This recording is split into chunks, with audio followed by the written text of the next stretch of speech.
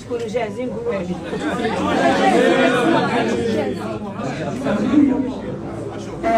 السلام عليكم ورحمة الله تعالى وبركاته. تحية لكل الحضور الكريم وتحية للمنابر الإعلامية اللي حاضرة معنا، وتحية لكل أصوات الحق واللي كنتمنى أنها توصل الحقيقة كما هي. عافا كل ما شفيت الصوت الله يحفظكم. فسعيدة شرف كي كتعرفوها في المجال الفني وفي الميدان الفني، فخرجاتي دائما إما كتكون بسبب أغنية جديدة ولا شي عمل فني، ولكن اليوم الخرجة ديالي مجبر أخاك لا بطل. علاش مجبر أخاك لا بطل؟ وكلكم كتعرفوا المعنى ديال هذه الكلمة. مؤخرا كانت واحد الخرجة عافاكم شكون كي يعني ركزوا معايا باش نمشيو ايطاب باش ما يكونش مغالطات وباش ما يكون حتى شي حاجه، باش كلشي يوصل للمتلقي والناس، لانه نتوما هما الصوت ونتوما هما العينين ديال هاد الناس اللي غتوصلوا للحقيقه. فسعيدة شرف ما اختارت ودارت خرجه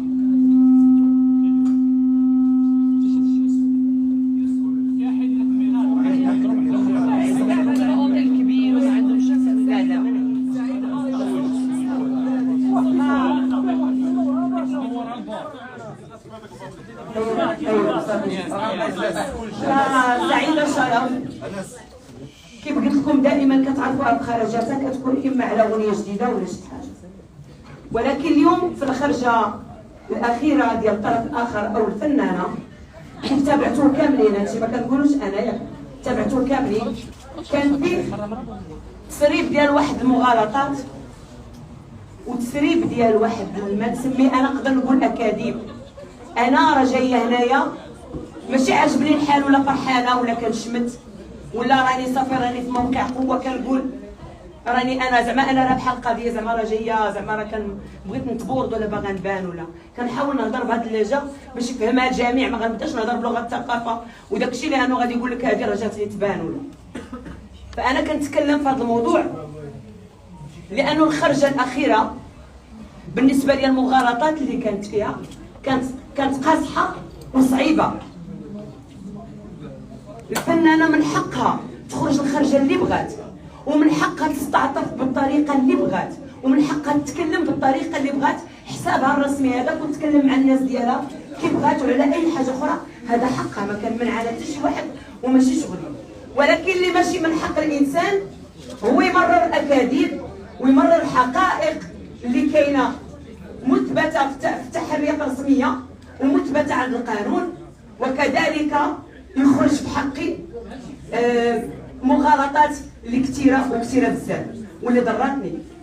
حيت في الاول قبل ما نهضر معاكم كتهضر معاكم سعيدة شرف الفنانه، وكتهضر معاكم كذلك سعيدة شرف الام.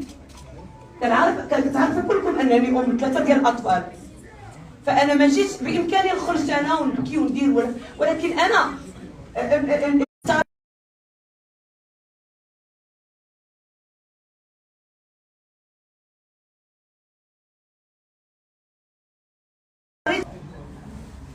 ولكن اختاريت اليوم نخرج عن طريق الصحافه، عن طريق الاعلام. علاش؟ باش كل واحد فيكم يكون عنده الحق انه يسولني، باش كل واحد فيكم بغى يعرف الحقيقه من حقه. ما غاديش انا نتخبى ورا لايف وغادي نسالي ونمشي، لا. درت ندوه بحكم انه تكوين اعلامي، ودرت ندوه بحكم انها هي طريقه اللي صحيحه. انا غادي نبدا معكم الموضوع من الاول وغنعاود لكم بحال الحكايه، ولكن برجاله بالزربه. حساب الاجرامي المسمى بحمزه مومبيبي عارفينه كيفاش دار ولا ما عارفينوش؟ كاينين بزاف اللي ما عارفينش، كاينين بزاف اللي عارفين. انا غادي نقول لكم سطر ولا جوج. 2017 كان الحساب ديال واحد السيده سميتها سهام باده، وهي الملقبه بسلطانه. هاد السيده كان عندها حساب سناب، فناضت شي وحده من هاد يعني ناضت وحده ولا هاد الناس اللي دايرين هذا العمل الاجرامي. شنو داروا؟ هكروا لها التليفون ديالها. ملي اخترقوا لها التليفون ديالها هزوا جميع الاسرار ديالها وحطوها لها في سناب. ومن بعد سماوه حمزه مومبيبي. من بعد سيمانه اسبوع هذيك سهام بعدا رجعت الحساب ديالها وهما داروا حساب جديد. واش في خباركم عمركم سولتوا راسكم شكون اللي دار الاشهار الحساب الاجرامي حمزه مومبيبي؟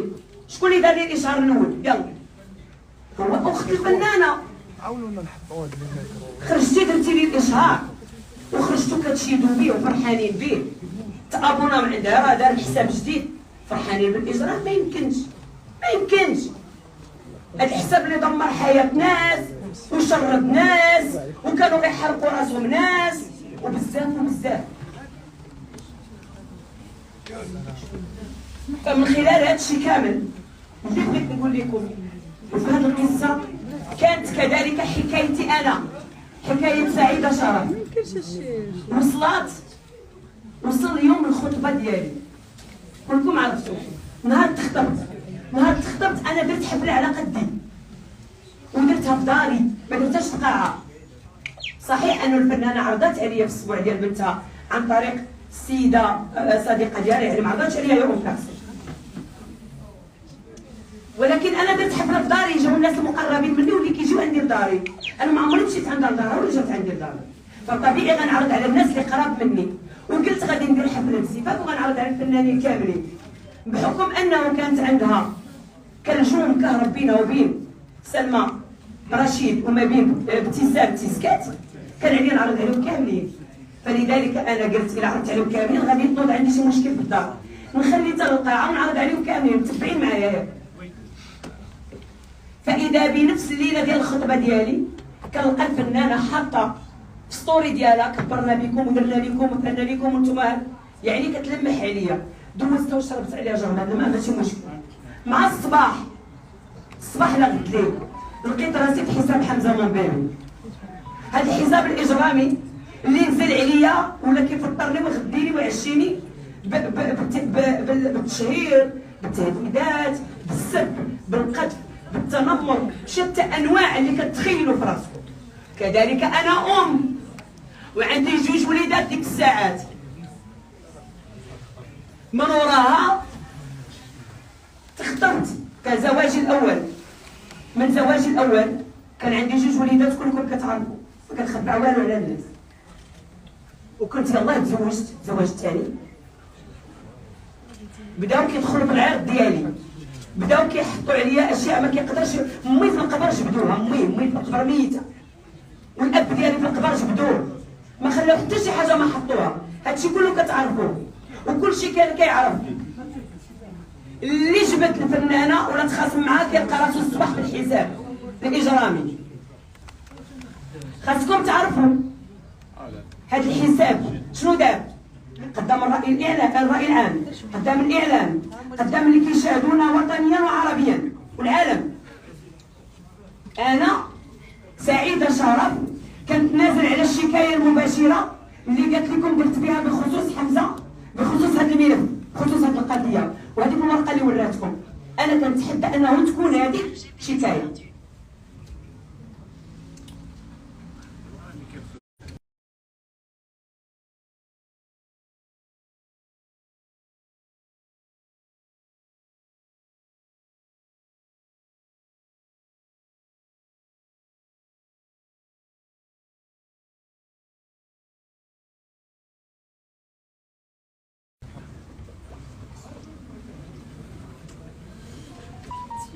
باش ما نناقش الموضوع، موضوع الشكايه المباشره. شكون اللي دارها بالاخر؟ الا عارفين شكون اللي دار الشكايه بالاخر؟ هي اللي دارت بين الشكايه، وشكايه مباشره وحطاتها عندها ايبانكلي في الانستغرام. واخا باقي ما تبلغتش، وحتى لا تبلغت مرحبا، لانه هذا اجراء قانوني وهذا حق. ماشي كتبوا لي راك هاربه، كتبت لي راك هاربه من التبليغ. انا الان دايره ندوه واعلنت على التاريخ واعلنت على الموعد واعلنت على المكان واعلنت على الزمان. اللي خايف ما كيعطيش هذه المعطيات راه يقدر العون القضائي في اي لحظه يدخل يبلغ لي مرحبا به. كاينه ولا لا؟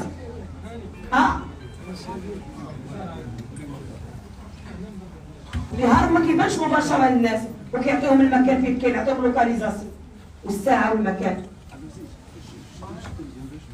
فباش ما ندوش الموضوع عافاكم، وعاد زائد انه مبلغاني في السطوري، يعني عمركم شفتوا تبلغ في السطوري واش على طريقه مفوض قضائي ولا على طريق السطوري؟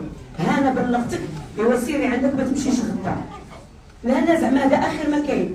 حنا غنخليو المحكمه ونخليو نديرو حنا خدمه العون القضائي ونديرو خدمه المحامي ونديرو خدمه القاضي. ميمكنش كضري راسك، راه خاصكم تعرفوا راه عدوها ماشي انا، راه عدوها راسها ملي كدير هادشي في راسها. وباقي كنعاودها وكنقول لكم اقسم بالله العظيم وراس ولادي يا ما بغيتك تدخلي للحبس ولا انا شمتانه. انا واحد الانسانه انا واحد الانسانه مشيت استمعوا ليا في اقوالي، عيطوا لي الفرقه الوطنيه وكحزت النور ملي عرفوا شكون انا. يعني الشكايه كانت بحسابي وتحديت لقيني شكيت. فملي لقاو هاد الناس هاد الشكايه وعرفوا شكون اللي من وراها، خاصكم تعرفوا راه الادله ما كانتش غير هكا. انا غنجيكم في النقطه الاخرى، ولكن قبل ما انا غنوريكم هاد الاشاده بهذا الحساب. عطيني بيه واحد عافاك. كيقولوا بانهم عندهم حتى علاقه به، لا تعرفوا مسمح. انا الشكوك ديالي عند الفرقه الوطنيه منين كانت؟ منين؟ من هذاك اللقاء اللي كان هي وهذاك اللي في امريكا اللي هو السيمون الباشا. كاينه عندها الدراسه، عندها بزاف د الحوايج، ولكن بناء على هذا الشيء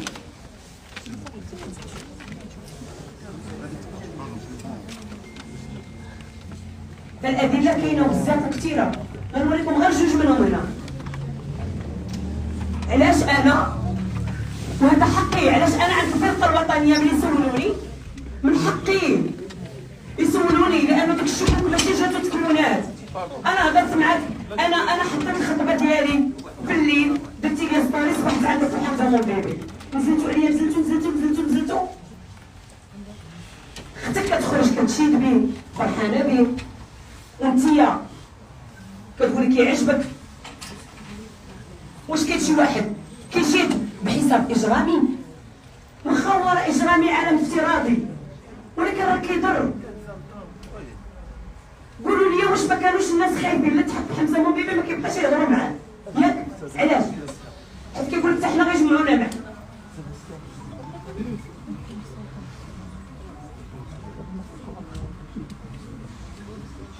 فانا الان دابا بعد قليل غادي نحط لكم الادله ديال الشكوك ديالي منين جات، وغادي نمشي معكم للنقطه الثانيه اللي من وراء الشكايه. الشكايه شنو قلنا فيها؟ حيت انا غنجاوب على كل حاجه. الشكايه شنو قالت لكم سعيده شرف؟ قالت لكم الا انا درت بها شكايه كانت نازل عليها امام الله وامام الشعب المغربي وامام العالم. انا الا لقاوني الا لقيتوني يا بوجيبات الا لقيتوني فهاد الشكايه اللي قالت لكم الفنانه انني درت بها فكانت نازل عليها جمله.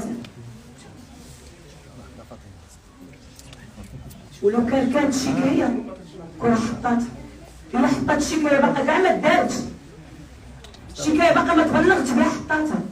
نتوما في نظركم كيف كتعرفوها هي غتكون عندها الشكايه وتخلي شو ما كنخرجوش نضحكوا على الراي العام ونقولوا لهم لا راه هذه ما تخصنيش صورتي انا قدام الناس. حتى لو كانوا الفانس ديالك، عرفت انا الفانس ديالك راه غيتيسوك وغيبغيوك دار الموضوع مظلوم، ولكن ما تضريش هاد السيده. حيت انا عندي ولاد، حتى انا عندي اسره، راه انا اللي تضريت، انا اللي ضحيه، انا اللي استمعت لي الفرقه الوطنيه كضحيه. كنعاودها المره الالف ما شكيتش بيه. الشكايه كانت بحساب ودارها المركز الوطني لحقوق الانسان. اذا النقطه الاولى واضحه ياك، الا تلقات الشكايه كلها تخرج وتكذب لي. الا كانت الشكايه عند الفنانه قولوا ليها وصلوا لها هذه المعلومه طاقيوها ولا اللي بغيتو، وانا متاكده انها متبعه اللايف وانت كتشوفيني دابا. انا كنطالبك كمواطنه بنت بلاد وكانسانه ضرات، كنطالبك تخرجي عند الناس وقولي لهم ها هي الشكايه اللي دارت بيا سعيده شرف وكذبيني. انا كنتمنى والله انك تكذبيني، غير خرج قولي لهم راه كذابه الشكايه.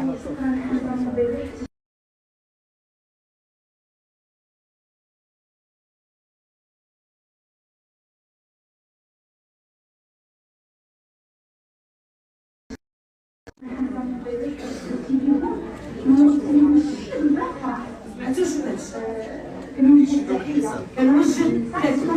تحيه وكتشيد بالحساب الاجرامي.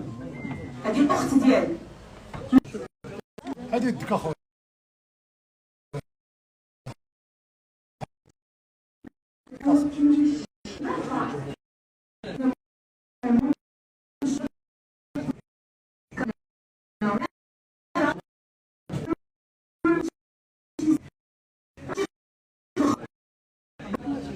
واش انا هادشي جبتو من عندي؟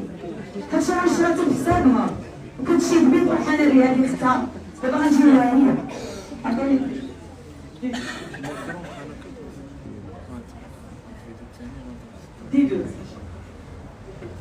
الطريق الإنساني وحنجروا بيبي بزاف ديال الناس أنا عجبني فيهم الصراحة. يعني كانوا كيستاهلوا كيديروا البراءة على الناس وبزاف ديال الحوايج، ولكن كيعطي لكل ذي حق حق. هذاك الإنساني هو حنجروا بيبي بزاف ديال الناس أنا عجبني فيهم الصراحة.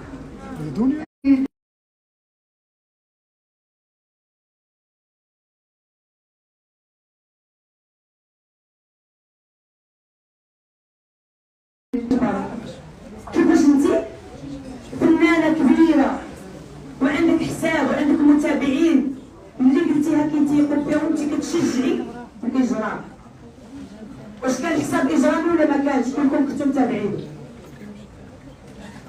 واش ملي انا هي حمزه منبيبيلي هو الحساب الاجرامي؟ شوفوا الموضوع ديالها، هذه الصوره ديال راجلي ديال من هذه، خرجي كذبيني، خرجي قولي ما نقراش تليفونك، ولا خرجتي كذبتيني فانت كتضربي بمحررات رسميه وكتضربي بمحررات ديال الفرقه الوطنيه. شوفوا الموضوع الناس، انا اقسم بالله العظيم كنهضر معاكم انا ما تقوليش علاش. قلتي انت بانه كتواصلي مع الحساب فقط في المعايدات وكيبارك لك، ولكن كنخاطبك كأم وكامرأة، علاش جبدي تصويت راجلي؟ تصويت راجلي اش كدير عندك في الحساب مع الحساب الاجرامي؟ محادثه بيناتهم بغض النظر ما عرفتش انا، ما عارفين المحادثه بيناتهم احسن مني. هذه الخبره اللي كاينه في الملف. سعيده اش كاين في المحادثه؟ انا نقول لكم دابا الملف شفتوه باسم صاحب الجلاله، باسم جلاله الملك وطبقا للقانون، ماشي باسم سعيده، باسم جلاله الملك واي منطق ديال الحكم. كتقولي ما لقاو عندك والو، غنعطيكم المحادثه شنو فيها.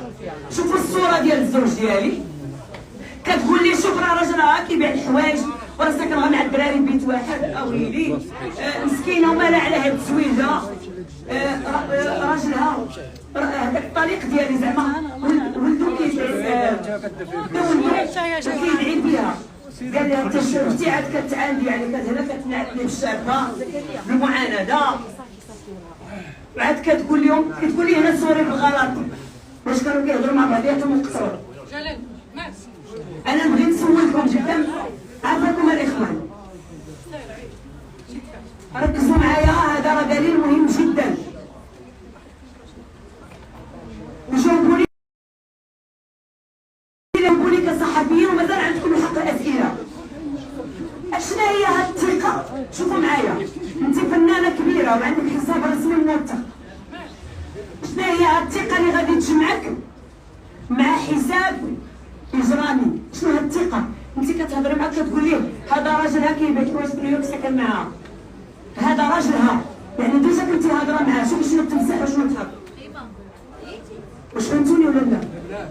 ملي كنشارك محادثه مع واحد اذا قريب ليا، اذا كنثق فيه، ملي كنشارك معاه الحياه وكنستبيح الحياه ديال فنانه اخرى بحالي بحالها، علاش؟ سعيده شنو كان الهدف؟ اجبرت ليك خصني نعرف اشنو درت فيها. شنو كان الهدف؟ انا قدامكم كنسول هذا وكتشوف فيا، فين عمري دريتك ولا حطيتك ولا انا هضرت عليه؟ علاش؟ انا كنخاطب الفنانه عباد الله، واش كتسمعوني؟ كنقول لها اجا تصويت راجلي عند بينك وبين الحزب الاجرامي. اجل تصوير ولاد، اجل الهضره على ولادي اللي قاصرين تهضري عليهم. ولدي راه مراهق، ولدي الكبير ديك الساعه راه عنده 9 سنين ودابا راه مراهق كيفهم كلشي. القضيه خارجه من القضاء راه واصله. واخا انا ولادي دايره لهم مراقبه لانهم قاصرين على السوشيال ميديا، ولكن ولادهم كيمشيو للمدرسه الناس كيهضروا معاهم فطبيعي. علاش انت ام انا ماشي ام؟ انت عندك ولاد انا ما عنديش ولاد. انا واحد الحاجه الاخوان، انا بسبب هذه المحادثه هذه ويا ريتها بقات في التليفون ديالها وديالو. قولوا لي بنت حطات نفس المعلومات بنفس الصوره بنفس هذا الشيء كامل تحط في الحساب الرسمي ديال الحساب الاجرامي، واللي من وراه كان تبعات. ما كنعش، كنبكي الليل، وليت عايشه بتخوف، عايشه كنشوف باش نعاود ثاني غيصبح عليا. واخا انا حاضيه راسي وحاضيه رجليلي، كنعرف راسي ما كنديرش شي حاجه اللي غتخرب الحياه. وانتم متابعيني من 2006 18 سنه ديال الدومين، قولوا لي انا كنتحط بهذه الطريقه علاش؟ علاش تستبيحي حياه فنانه اخرى؟ علاش؟ شنو درت ليك؟ شنو درت لك واش كتنكري هذا الدليل؟ هذا راه غير دليل واحد عافاكم الاخوان، لانه ما بغيتش نبقى لا شوف بغض النظر داكشي اللي لقاو عندك الفرقه الوطنيه انا ماشي شغلي. ما كنهضرش على ناس اخرين وما غندافعش على واحد اخر، كل معزه كتعلق من رجلها كاينه. فانا هادشي بالاضافه لاش؟ بالاضافه الاعترافات ديالهم على بعضياتهم اللي هما المتهمين اللي كانوا في الميلاد، وزيد عليهم خاصكم تعرفوا بانه جوج من المتهمين وانتم كتعرفوهم بلا ما نقول الاسماء لانهم دوزوا العقوبه ديالهم الله يغفر لهم وانا مسامحهم الدنيا والاخره. السيده اللي جات من السيده اللي جات من اللي كانت في البرتغال وجات للمطار، السيده اللي كتبيع الحوايج انا بدون ما نقول، ولكن هذيك شدوها على غفله في المطار وديرها على الالكتروني اللي هو الهاكر ديالهم ديال الحساب الاجرامي، حتى هو شدوه على غفله. شنو لقاو عنده؟ حيت هي واختها ملي بغا يمشيو للفرقه الوطنيه هما ماشي غبيات، هما تبارك الله بداك الذكاء ماشي غبيات، هما فين مشاو غيمشيو غيحيدوا ما غيفتحوش الحساب في تليفونهم. ماشي شو انت غادي عند الفرقه الوطنيه غتمشي تدخل وانت فاتح الحساب فيه تليفونك لا دير التليفون فيه شي نمره كتصوني. فملي مشيتو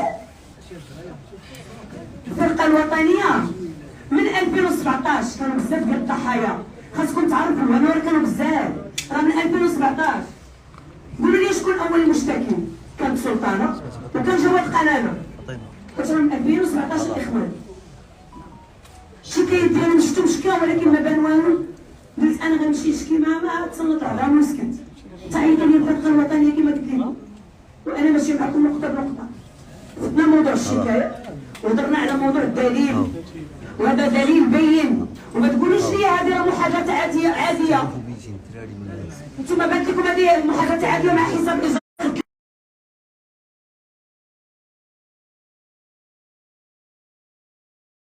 وهو فاعل وتارك وكيدير، علاش؟ ولدها كيبكي وخلاتو الطريق ديالها، علاش؟ ديها تبنى باش بغيتي انا.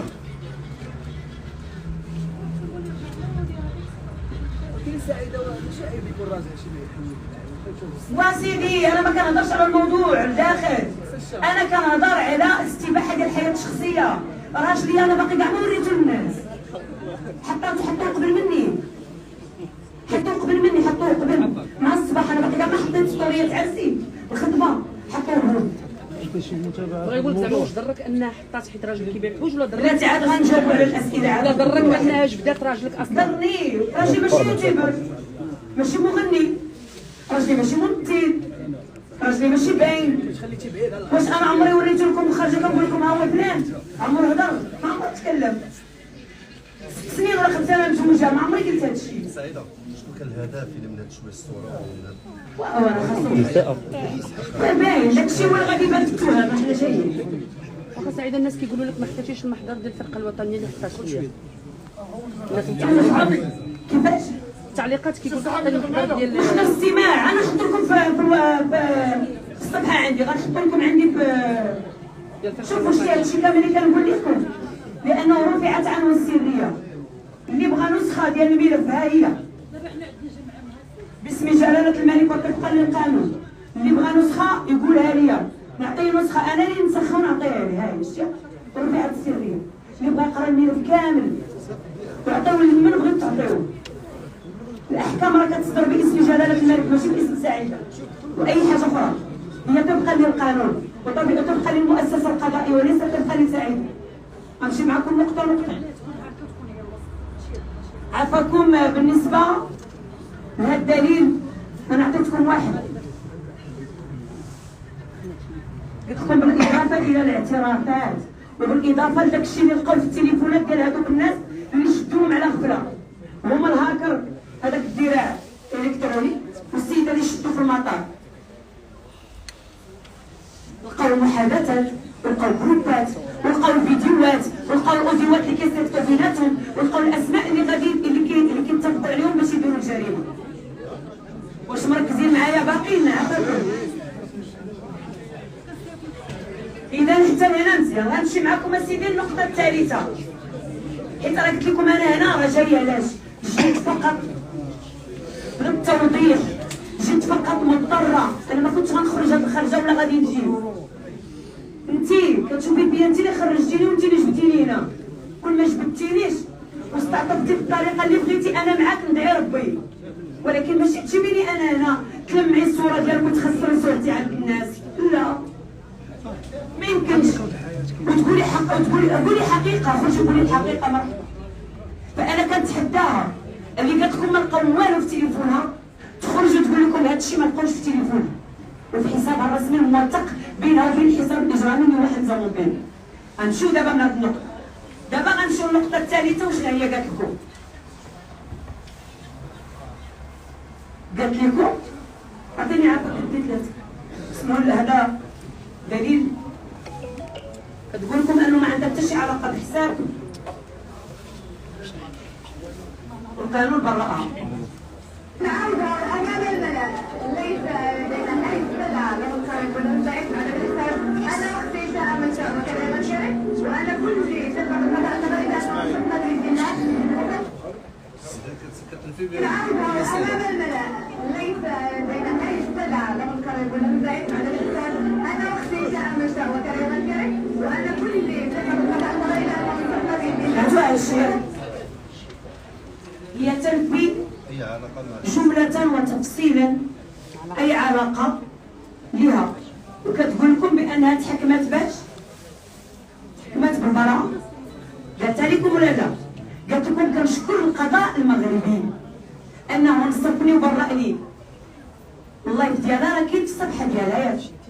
واش قالت هذا الكلام ولا لا؟ قالت لكم كنشكر القضاء المغربي أنه نصفني. هذا الشيء اللي عندي هنا أمام الملأ ليس لدينا أي استدعاء للقائد والمساعد على الحساب. أنا أختي شاء من شاء وكذا من كذا وأنا كل شيء سبق المدى أعتبر إذا أنه هنا تقول بأنه فيها لعب الحكم. هنا تقول بأنه عندها ثقة بالقضاء المغربي وبأنها بريئة. انت يا الفنانه ديالنا كتقولي بانك بريئه من ماذا؟ قلبوشك